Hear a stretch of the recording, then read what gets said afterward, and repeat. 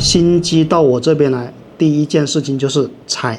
网上各大博主拆箱评测，我这边呢就不对它进行评测，纯粹站在维修佬的角度去看它。大家比较关心的一件事情就是它的 CMOS 传感器啊，1.1英寸的 CMOS 传感器，跟它自家的产品 Osmo 360镜片能不能通用呢？官方没有给出明确的答复啊，能不能通用？我这边给大家做一个测试，到底能不能通用？在测试之前，先吐槽一下啊，Avata 360专用的镜片拆解工具要单独花钱买啊，这是我吐槽的点。它就为什么不能做到那个飞机套餐里面一起呢？套餐里面一起要送的才对，它居然拿出来单独买，这个我觉得有点不太合理啊。我先用它把这个镜片拆下来试试看啊。我第一次拆啊，没有用过这个工具，看一下什么感觉。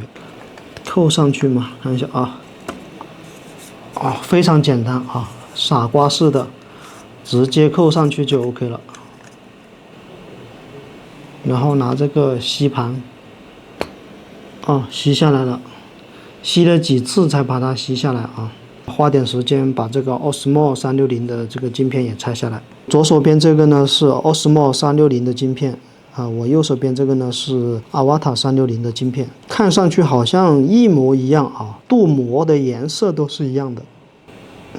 我感觉应该是能通用哎，把它们两个镜片做一个交换，看一下什么效果。这个装的话也是非常简单啊，直接装回去。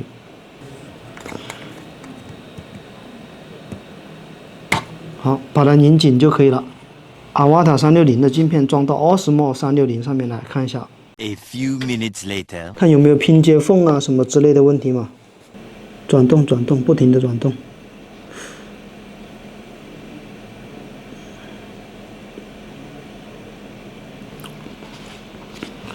我感觉它好像有一个拼接缝的问题，不知道是我没装好还是什么原因呢？但是颜色是没问题的。你看啊，在转动镜头的时候，它有拼接缝的问题。我拍个照，看一下是一个什么效果。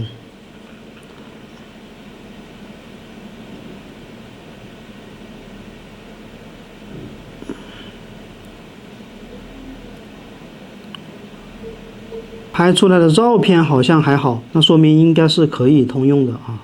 Avata 360换了 Osmo 360的镜片之后是个什么效果？但是呢，要测试这个效果，这个飞机必须要飞起来啊。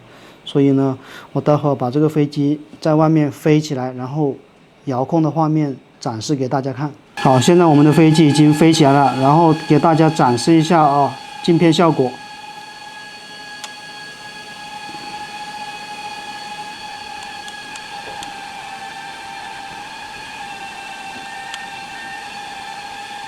翻转了一整圈啊，这个效果可以说跟原装的一模一样啊，镜片肯定是能通用的。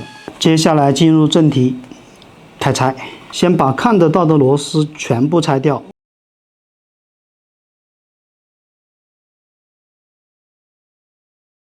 侧面两边啊都有螺丝，老规矩，先拆桨叶。它这个桨叶设计比较有意思啊，跟其他的桨叶都不一样。动力电机包住的这一个设计，然后目测这个动力电机啊，跟 Avata 2代也是不一样的，应该是大了一点点，厚了一点点。刚刚拆这个桨叶的时候呢，用的是 T6的螺丝刀啊，剩下的这些螺丝我感觉应该都是 T4的。所有螺丝拆掉之后，我发现这个动力电机这旁边这个盖子好像松动了，那是不是代表可以拆呢？我拆一下试试看啊。它好像是起一个束线的这个作用，它把这个动力电机的线是包裹在这个盖子下面的，所以先不急，这里先不拆。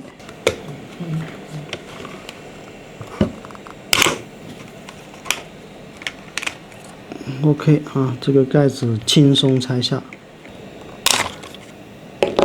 好，另一边的盖子也拆下来了。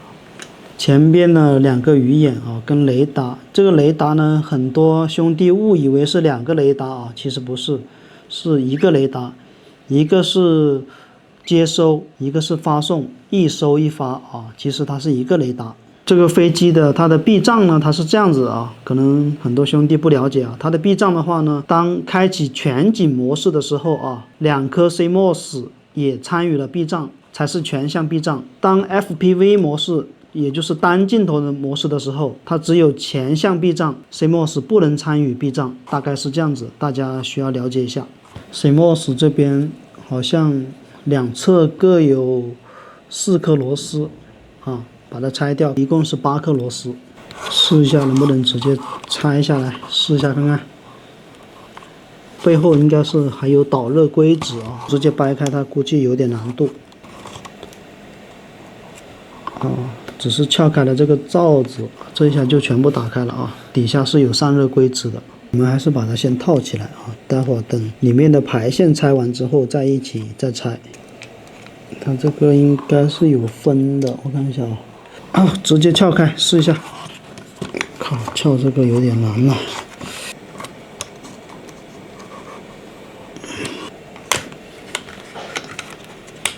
OK， 拆开了。这个底壳还是比较好拆的啊。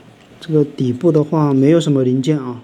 我们先把看得到的这些 UV 胶啊全部给它铲掉。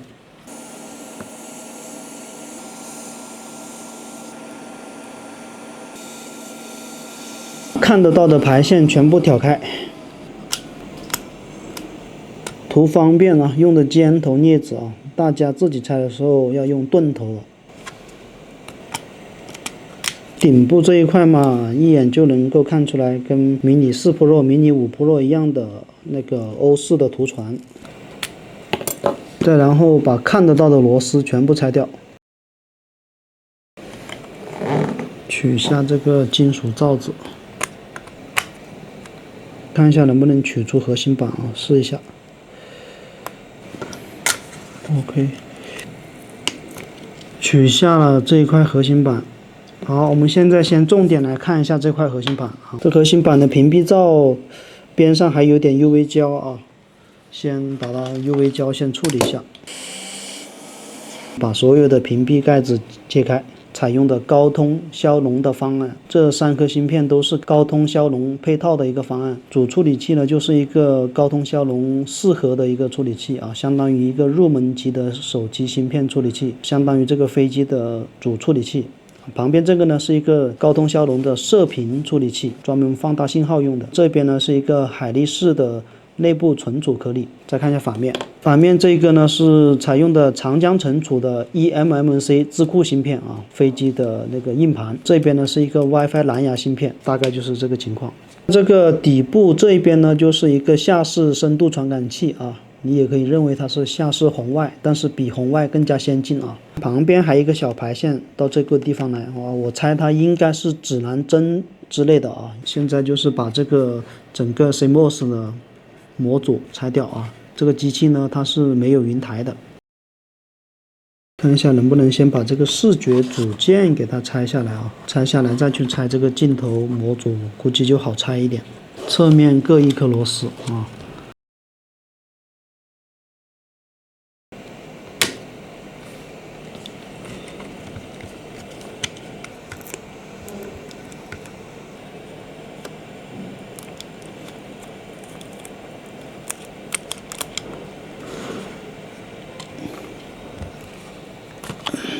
视觉组件啊，加雷达组件就拆下来了啊，是这个样子的。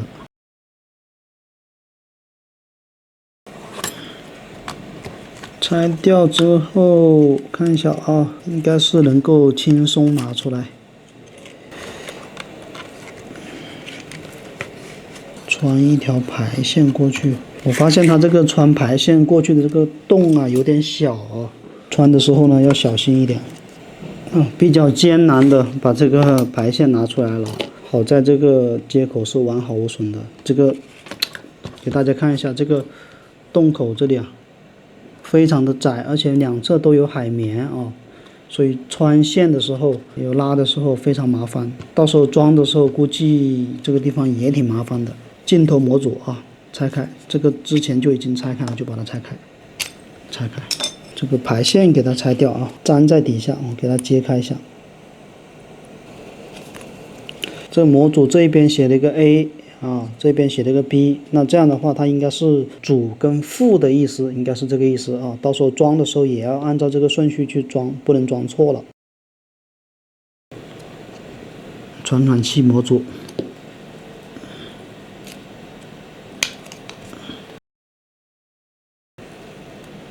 这是另外一个机器，它没有云台，它有一个翻转的动作需要去实现。这里有一个微动马达啊，非常精密的啊，机械感比较强。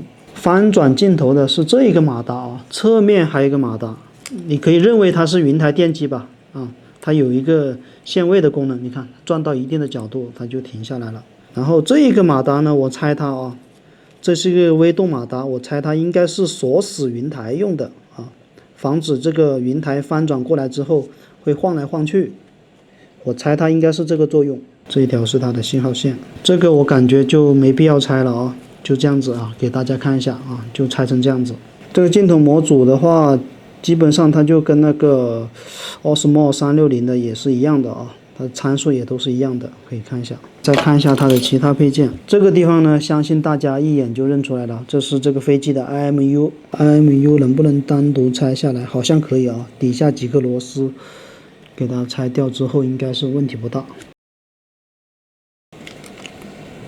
IMU 拆下来了，这一边就是大家熟悉的电条板，那我们把电条板也拆下来。电条板的螺丝在这个孔里面啊，感觉不太好拿。这个飞机到目前为止还没有看到 GPS， 这个底壳这个缝隙底下看过去啊，感觉这个 GPS 啊在顶部。If you want to buy drones, action cameras, or repair parts, you can enter the website address jangyao.com into your browser to enter the store. All kinds of pots, cameras, and drones are here. Enter the discount code JANGYAO at checkout for a hidden bonus. 现在我来尝试拆一下，但是这个顶部呢，我并没有发现任何螺丝啊，这个可能都是卡扣式的结构。说实话，这个上壳啊，比如 Avatar 2 Neo 2啊，这个设计跟这一台类似，它那个上壳呢其实是不给拆的，因为这个边框里面啊都有打封胶。突然发现这个地方有一颗螺丝，把它拆掉。哦，拆下来了。它该不会是 GPS 吧？这里有2根天线在这里。把这个屏蔽罩子打开看一下啊。刚刚拆下来仔细看了一下它的芯片啊，它这个芯片是一个中芯微电子的，属于一个4G 模块啊。我一开始还以为它是指南针，但是它这个排线这里连接过去的是一个4G 模块，带了一个小芯片在这个位置啊。这个地方我不确定它是不是指南针的功能呢。1 hour later， 我记得Avatar 2上壳上面有个单独的盖子可以拆开 GPS， 然后我刚刚是透过这个底壳的这个缝底下看过去啊，那个地方确实是一个 GPS。研究了很久，发现它这个设计啊，跟 Neo 2跟 Avatar 2一样的，它这个上壳它都不能拆，而且呢，它这个上壳是做成了一体的，这个上壳底下都打有那种封胶，也不是说不能拆啊。拆完之后这个壳就变形了，决定还是放弃啊。但是我看了一下，它这个动力电机啊，应该是可以单独拆的。你看一下它这个盖子底下可以直接抽线啊，可以拿出来。那这样的话呢，我决定还是先把电条板拆了再说啊。OK 啊，电条板就拆出来了，就是要把这个前面的2个电机的这个线给捋出来啊，电条板就可以拆出来了。这个电条板2面都有屏蔽盖子啊，我们也来把它揭开看一下。好 ，PWM 的供电给那个动力电机供电，全部都是 MOS 管啊。那这一面呢？这一面应该就是它的主控芯片了。它这个反面的屏蔽罩子啊，它不给拆的，封死了啊。这它向手机学习了，完全是封死不给拆了啊！这里我也不打算焊了啊，没这个必要，主要是给大家看一下它里面用的是什么东西。动力电机在这，把这个盖子揭开，这个就是一个束线的作用啊，然后把这个 UV 胶挑开焊出来就好了啊，这个就没必要再往下拆了。大概就拆成这样子啊。它的 GPS 肯定是在上壳里面，但是上壳我没打算要拆它啊，因为这个上壳底下全是封胶啊，所以就不打算拆了。电条板呢就拆成这样子啊，可以了，没必要再往下拆了。底壳、视觉模组加激光雷达、桨叶、机身中框加上壳啊，还有动力电机、电条板加 GPS 啊，都在这个里面。传感器模组啊，2个，传感器的2个前框，核心板。这个是视觉盖子，传感器的后盖，视觉排线，视觉模块，云台结构。站在一个维修佬的角度来做一个总结。好，首先呢，我要说的一点就是它这个底壳，它这个设计呢，它并没有像其他无人机一样有脚架的设计，它是靠那个镜头模组去着陆。底壳本身还比较软，底壳下面直接放的就是核心板。假如炸机的时候啊，是底部先着地摔下来，那这个核心板就很容易断裂变形。这个的话，我觉得这个风险是很高的。再就是这个核心板的所有芯片底下啊，没有黑胶。提前跟搞维修的兄弟们先说一下啊，没有黑胶。再就是想说一下它这个云台结构啊，虽然它没有云台，但是它仍然有一个翻滚的电机，还有一个微动马达在这个位置啊。虽然我到目前为止还不知道它这个微动马达的作用是什么，我猜它应该是锁住云台用的一个马达吧。先不说它作用怎么样啊，但是我感觉它设计的精细啊，做工非常好，一看就是那种机械感满满的。还要吐槽的一点，它这个上壳居然做成了一体的，并且 GPS 还藏在里面，一般人想把它拆开还真的是很困难啊，拆完之后也会变形。这个的话，我建议还是可以改进一下啊。它里面这个做工还有设计啊，都是大疆原有的风格，中规中矩，做工跟品质还是很不错的。只是有些地方需要改进一下，但是介于它现在的发售价格，我觉得还是非常可以。视频制作不易，希望大家一键3连，感谢。